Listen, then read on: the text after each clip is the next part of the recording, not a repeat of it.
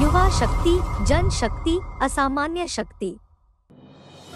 अहिल्यादेवी होळकर यांच्या जयंतीनिमित्त औंढा येथे मिरवणूक। राजमाता अहिल्याबाई होळकर यांच्या जयंतीनिमित्तानं शनिवारी धनगर समाजाच्या वतीनं शहरात मिरवणूक करण्यात आली। आमदार संतोष बांगर, केशव नाईक यांच्या उपस्थितीत प्रथम प्रतिमेचं पूजन करण्यात आलं।